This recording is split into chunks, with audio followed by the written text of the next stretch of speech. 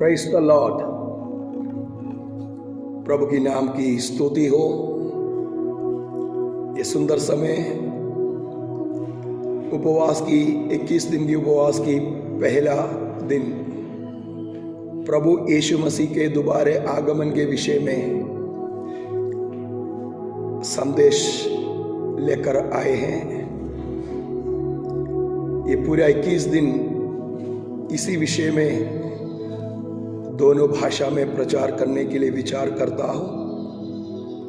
आप लोग बड़ी प्रार्थना के साथ इस स्टडी को ध्यान से सुने। आपका ये विषय पढ़ने से आपको लाभ है, मुझे लिखकर बता दीजिए। प्रभु आप सबको आशीष दे, क्योंकि हमारा प्रभु यीशु मसीह का आगमन बहुत जल्दी है। प्रियो, आज संसार में प्रभु यीशु मसीह की आगमन के विषय में जो कुछ भी भविष्यवाणी है वो पूरा हो रहा है। कलीसिया को जब इन घटनाओं को देखते तैयार होना बहुत जरूरी है। हमें सिर उठाना जरूरी है। हमारा प्रभु किसी भी क्षण में बादलों में आएंगे। हमें तैयार होना बहुत जरूरी है। आज से मैं 10 योग्यता प्रभु यीशु मसीह का दोबारा आगमन में यदि हमें जाना है तो हमें 10 योग्यता की जरूरत है। हम जानते हैं बाइबल के अनुसार प्रभु यीशु मसीह का प्रथम आगमन के विषय में एक स्वर्गदूत कहा और वो बातें जैसे पूरा हो गया। क्रूस पर यीशु मसीह जब वो कार्यकर्ता क्रूस पर मारा गया तो प्राण देने से ठीक पहले यीशु ने एक शब्द दिया, सब कुछ पूरा हुआ। वो है यीशु मसीह का प्रथम आगमन की भविष्यवाणी जो सेवका इस धरती पर यीशु किया, वो सारे बातें पूरा हो गया। जब यीशु स्वर्ग जा रहा था, प्रभु यीशु मसीह अपने चेलों को और कुछ साथियों को लेकर जैतून पहाड़ पर गए। प्रभु यीशु स्वर्ग में चले गया। तब ये लोग स्वर्ग की ओर देख के प्रेरितों के काम पहले अध्याय उसका 8 से 9, 10, 11 में शब्द दिए हैं। जब ये देख रहा था तो 2 स्वर्गदूत स्वर्ग से आए, श्वेत वस्त्र पहने, और उन्होंने उनसे सवाल किया, हे गलीली पुरुषों, तुम आकाश की ओर ताकते रहते क्यों है? यही यीशु जो तुम्हें छोड़कर स्वर्ग में गया है वो दोबारा आएगा। प्रियो, एक स्वर्गदूत यदि बोला हुआ बात पूरा हुआ है तो जो 2 स्वर्गदूत कहा वो सारे बातें पूरा होने जा रहा है। तो मैं ये संदेश यहां हम शुरू करते हैं। ये क्लास प्रभु यीशु मसीह की आगमन में एक विश्वासी को इस धरती से यीशु के पास जाना है तो हमें 10 योग्यता की जरूरत है। हमारा मसीही जीवन का नींव प्रभु यीशु का आगमन है। यदि यीशु मसीह का आगमन नहीं है, दोबारा यीशु मसीह की आगमन नहीं है, तो हमारा विश्वास व्यर्थ है, हमारा जीना व्यर्थ है, हमारा प्रार्थना व्यर्थ है, सब कुछ व्यर्थ है। इसलिए हमारा धन्य आशा है यीशु आएगा। जल्दी हम वचन की ओर चले। पहला तसलोनी 4 अध्याय उसका 16वीं पद में इस प्रकार लिखा है, पहला योग्यता हमें मसीह में होना जरूरी है। यीशु मसीह के दोबारे आगमन में यदि आपको बादलों पर जाना है तो उस व्यक्ति को मसीह में होना जरूरी है।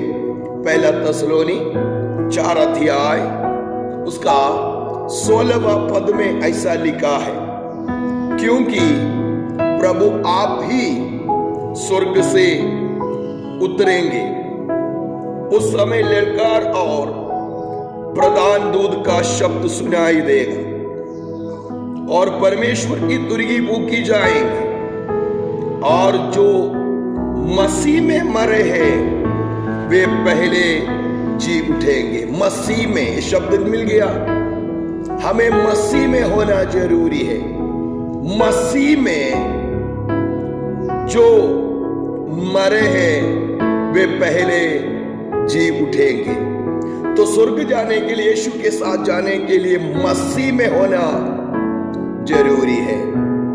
1 कोरिन्थी 15 अध्याय उसका 23वां पद में प्रेरित पौलुस यीशु मसीह के आगमन के विषय में कलीसिया को सिखाते हैं। धन्य आशा से भरा हुआ अध्याय है 1 कोरिन्थी 15 अध्याय उसका 23 पद में इस प्रकार लिखा है, परंतु हर एक अपनी अपनी बारी से पहला फल मसीह, फिर मसीह के आने पर उसके लोग।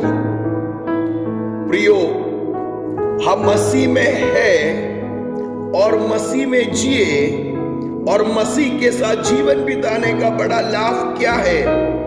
यहां पर लिखा है, पवित्र शास्त्र के अनुसार प्रभु यीशु मसीह धरती पर आया, जिया और मुर्दों से जी उठा।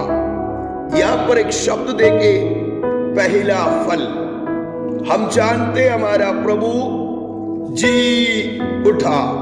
सप्ताह का पहला दिन प्रभु यीशु मसीह जी उठा। वचन 1 कोरिन्थी 15 अध्याय उसका 3 और 4 आयत में इस प्रकार लिखा है। ध्यान से एक बार उस शब्द को देखें हम। इसी कारण मैंने सबसे पहले तुम्हें वही बात पहुंचा दी जो मुझे पहुंची थी, कि पवित्र शास्त्र के वचन के अनुसार यीशु मसीह हमारे पापों के लिए मर गया।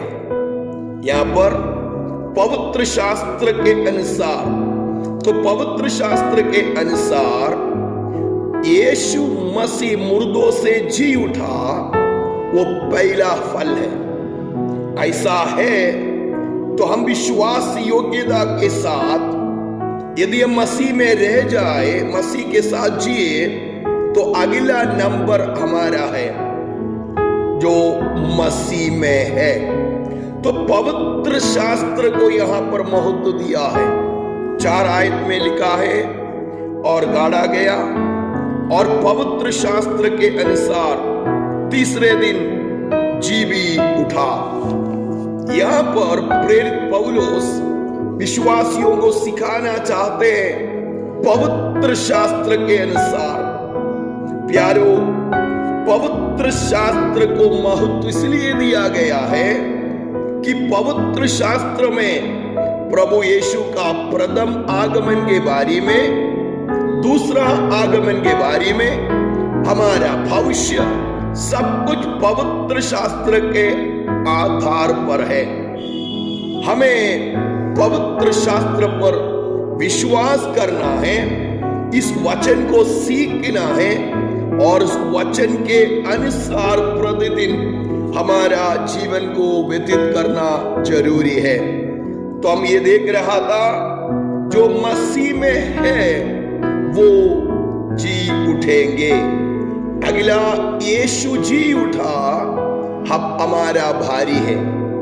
जब यीशु मसीह, वचन कहते हैं, जब यीशु मसीह धरती पे था, पुनरुत्थान के बाद सप्ताह का पहला दिन यीशु जब जी उठा, तो 2 चेला, लूका के सुसमाचार 24 उसका 25 से 27 आयत तक यदि हम देखें, वहां पर दो चेले यरूशलेम से एम्माउस की ओर यात्रा कर रहा था। दो लोग। अब ये लोग क्या कह रहे थे? दूसरा अध्याय उसका 25 से 24 का 25 से हम पढ़े। वहां पर लिखा है, तब उसने उनसे कहा, हे निर्बुद्धियों और भविष्यद्वक्ताओं की सब बातों पर विश्वास करने में मंदमतियों, क्या आवश्यक न था कि मसीह ये दुख उठाकर अपनी महिमा में प्रवेश करे?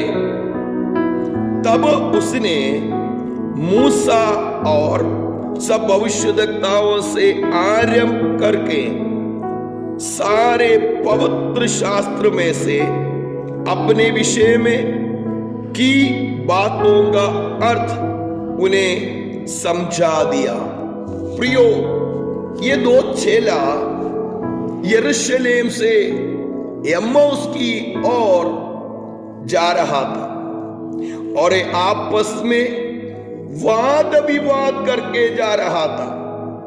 यीशु भी उनके बीच में आकर उस वाद विवाद में शामिल हुआ। यीशु उनसे पूछने लगा, आप क्या बात कर रही है? और ये दोनों व्यक्ति नहीं जानता था यीशु है। क्या आप ऐसी व्यक्ति है जो यरूशलेम में जो बात हुआ है? प्यारों में इनमें से एक संदेश आपको सुनाऊं। हमारा वाद विवाद, हमारा बोली भाषा प्रभु सुन रही है, क्योंकि मलाकी 4:16 में इस प्रकार तो लिखी है, परमेश्वर का भक्त जब आपस में बात करते हैं, प्रभु ध्यान से उस बात को सुनते हैं। आपका बोली, आपका भाषा प्रभु ध्यान से सुन रही है। जब भी आप आपस में बात करें, प्रभु सुनता है, इस बात को ध्यान रखें। तो यहां पर यीशु भी उस वाद विवाद में आ गया। ये लोग वाद विवाद कर रहे थे, इस विषय में यीशु मसीह आ गया और यीशु उनसे पूछने लगा। तब यीशु को सिखाने लगे ये लोग। उल्टा यीशु क्या कह रही है? यहां पर लिखा है, तब उसने उनसे कहा, हे निर्बुद्धियों और भविष्यद्वक्ताओं के सब बातों पर विश्वास करने में मंदमतियों, क्या अवश्य न था कि मसीह ये दुख उठाकर अपनी महिमा में प्रवेश करें? मसीह दुख उठाकर महिमा में प्रवेश करना, ये भविष्यद्वक्ताओं के द्वारा लिखी हुई भविष्यवाणी का पूर्ण प्रमाण है कि परमेश्वर अपने पुत्र को धरती में भेजेगा, मनुष्य का पाप को लेकर क्रूस पर बलिदान होना। वचन के अनुसार लिखा क्या है 27 में, तब उसने मूसा से, देखिए ध्यान से देखिए, तब उसने मूसा से और सब भविष्यद्वक्ताओं से आरंभ करके सारे पवित्र शास्त्र में से अपने विषय में की बातों का अर्थ उन्हें समझा दिया। प्यारो, पवित्र शास्त्र में लिखी हुई बातों का अर्थ समझना हमें बहुत आवश्यकता है। कई बार लोग परमेश्वर का वचन का अर्थ गलत तरीके से समझ लेते हैं और गलत उपदेश में जाके फंस जाते हैं। हर बात के लिए परमेश्वर का वचन में सबूत है और सही उपदेश सही शिक्षा, सही मार्ग के लिए हमें परमेश्वर का वचन सही रीति से सीखना जरूरी है। प्यारो, यीशु मसीह इन दोनों चेलों को उत्पत्ति से लेकर मलाकी तक का भविष्यवाणी यीशु मसीह उन्हें सिखाया। प्रभु यीशु की धरती की आगमन के विषय में कहां पर मूसा शुरू किया। मूसा उत्पत्ति की किताब 3 अध्याय 15वीं आयत में प्रथम भविष्यवाणी प्रभु यीशु मसीह के इस धरती पे आने का प्रथम संदेश, जब इस धरती में सिर्फ आदम और हव्वा था। कितना अच्छा है ना हमारा परमेश्वर, कितना धन्य है ना हम। हमारा परमेश्वर का वचन कितना सत्य है। जब इस धरती में तीसरा व्यक्ति नहीं था, तब पिता परमेश्वर मनुष्य जाति का मुक्तिदाता के रूप में, यदि पौलुस की भाषा में बोलेगा तो स्त्री के संतान के रूप में, गलातियों 4:4 में इसका भविष्यवाणी का वर्णन वहां पर पौलुस इस बात को कोट करके कहते हैं। उत्पत्ति 3:15 में पिता परमेश्वर मनुष्य जाति को दिया हुआ वायदा, स्त्री का संतान को मैं भेजूंगा, सीड ऑफ वुमन। 4:4 गलातियों 4:4 में क्या लिखा है? परंतु जब समय पूरा हुआ तो परमेश्वर ने अपने पुत्र को भेजा जो स्त्री से जन्मा और व्यवस्था के अधीन उत्पन्न हुआ। Praise the Lord. प्रभु का वचन कितना करेक्ट है और कितना लाभदायक है, कितना विश्वास योग्य है। उत्पत्ति 3:15 में बोला हुआ भविष्यवाणी, गलातियों 4:4 में जब पत्री लिखते समय प्रेरित पौलुस कह रही है, यीशु मसीह स्त्री के संतान के रूप में जब समय पूरा हुआ। हर बात के लिए परमेश्वर की कैलेंडर में समय है। मैं इस बीच में आपको एक संदेश, छोटी सी बात आपको दे रहा हूं। आपका जीवन के विषय में परमेश्वर को एक समय है। आप समय उस भविष्यवाणी पूरा होने के लिए, आपके बारे में बोला हुआ परमेश्वरीय आमीन, उस सारे भविष्यवाणी पूरा होने के लिए, प्रभु आपको उचित समय उठाने के लिए, आप टेंशन लेके आमीन माथा पीछे दब के नीचे सिर उठा आगे रखे, आप खेदित मन से परेशान होके जरूरत नहीं। आप एक काम करना, प्रभु आपका वचन में लिखा है, जो कोई आप पर भरोसा रखेगा वो लज्जित नहीं होगा। मैं आपका वचन पर विश्वास करता हूं। जो भी मेरी आशीष है, जो मेरे लिए है, उचित समय पर पूरा होने जा रहा है। प्यारो, आप यदि कोई परेशानी में हैं, यदि आप कोई दर्द में, कोई बीमारी में, वचन लेकर कह दीजिए, प्रभु आप मेरी परिस्थिति बदलने वाला परमेश्वर है। प्रभु आपको ये वचन के द्वारा आशीष दे रही है। देखो, जब समय पूरा हुआ, यहाँ पर क्या लिखा है? जब समय पूरा हुआ, एक हर चीज के लिए समय है। हमें हमारे जीवन के बारे में, पीढ़ी के बारे में कोई चिंता से दब के जीने की जरूरत ना। आप अपना बोझ प्रभु को दीजिए। प्रभु आपको आशीष देने जा रही है, उचित समय पर आपको उठाने जा रही है। शायद आप परेशानी हो सकते हैं, शायद आप अपने जीवन में आमीन कई बातों से दबे हुए हो सकते हैं, लेकिन मैं आज आत्मा से आपसे कह रहा हूं, उचित समय पर समय जब पूरा हुआ, प्रभु परमेश्वर अपना वायदा को मनुष्य जाति के लिए पूरा किया है। वचन कहते हैं जिसने अपने निज पुत्र को हमारे लिए दे दिया है, उसके साथ हमें सब कुछ क्यों नहीं देगा। प्रियो, सब कुछ आपको देने जा रही है जो आपकी जरूरत है। मैं यहां पर कदम करने से पहले पहला पॉइंट आप एक बार याद रख दीजिए, यीशु मसीह का दोबारा आगमन के विषय में मैं सिखा रहा हूं।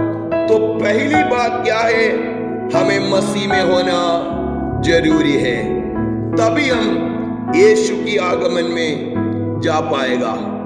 God bless you. इन वचनों के द्वारा ये भविष्यवाणी समय पर पूरा हुआ, जब स्त्री के संतान के रूप में आपके विषय में भी सारे बातें समय पर पूरा होगा।